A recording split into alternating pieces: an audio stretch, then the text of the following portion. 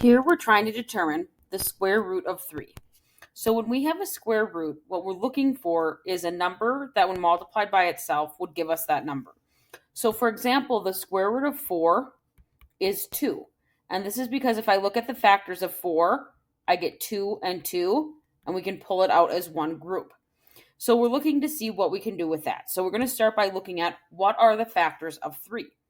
Well, 3 is actually a prime number, meaning it doesn't have any factors other than itself and 1.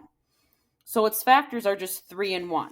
I don't have a matching set of anything, so this is not what we call a perfect square. Meaning it doesn't have a whole number that when multiplied by itself, like 2 times 2, gives us